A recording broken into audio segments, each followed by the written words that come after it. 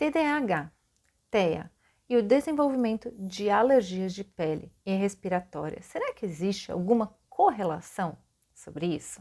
Pois é, esse é o tema do vídeo de hoje que eu trago aqui no canal. Então, seja muito bem-vinda, muito bem-vindo a mais esse vídeo, onde trago um estudo recente, publicado em 2022, em uma revista científica de grande renome, que mostra que existe sim uma correlação entre o aumento, das alergias em crianças e em crianças, na verdade, que tem aí TEA e TDAH. Esse estudo mostra que algumas correlações, como por exemplo, a dificuldade alimentar, o aumento ali de cortisol, a dificuldade muitas vezes de processar ou de liberar algumas substâncias, a neuroinflamação que acomete crianças com TEA e com TDAH, aumentam as chances de 30 a 50% dessas crianças terem uma alergia, seja essa alergia de pele, seja essa alergia alimentar, seja essa alergia respiratória. Então, as alergias têm sim uma correlação com o TEA e com o TDAH, fazendo com que as nossas crianças sejam mais sensíveis ao aparecimento de processos alérgicos. Por isso, que um olhar muito cuidadoso e integral para essas crianças pode fazer toda a diferença. O estudo mostrou que alguns fatores, como por exemplo a disbiose intestinal. Camila, o que é desbiose intestinal? É quando ocorre a desregulação da flora intestinal por dificuldade alimentar. E nós sabemos que esse é um padrão de muitas crianças com TEA e com TDAH. A restrição, a seletividade e a dificuldade alimentar fazem com que a dieta dessa criança seja mais pobre em vitaminas, proteínas e minerais, fazendo com que ocorra um desequilíbrio na flora e a diminuição de bactérias consideradas do bem, que trazem aí uma regulação, como por exemplo lactobacillus e bifidobactéria, e o aumento de bactérias que podem aí induzir processos patológicos, como o Clostridium e o Enterobacter.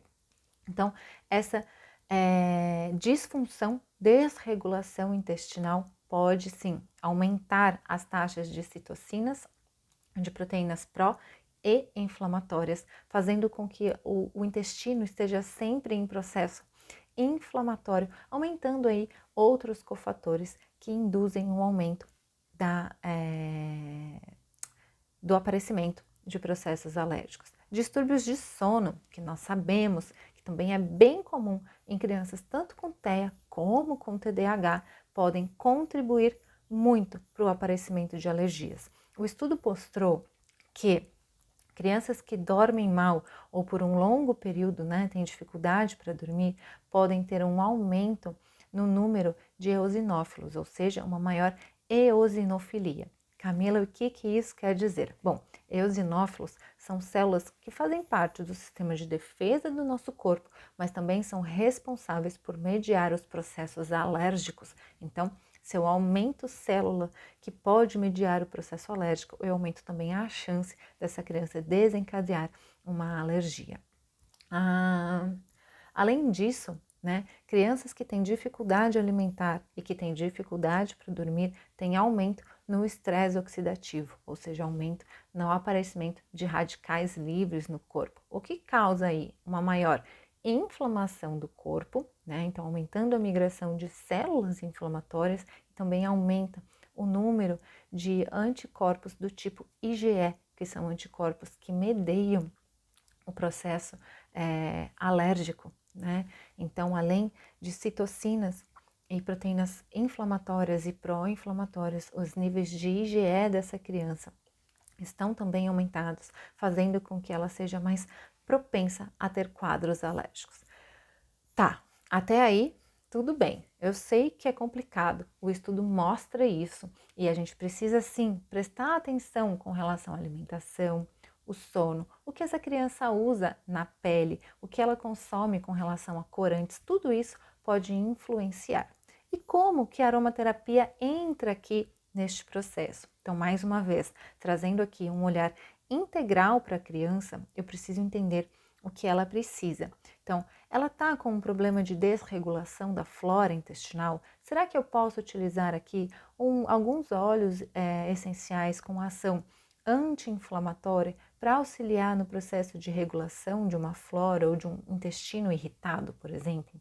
Será que criança que tem um distúrbio de sono, eu posso utilizar um óleo essencial que induza a produção de um hormônio do sono, que é a melatonina? Então, óleos essenciais ricos em uma substância chamada de linalol induzem a produção de melatonina natural, o que pode auxiliar em muito na melhoria da qualidade e da manutenção do sono da criança, né?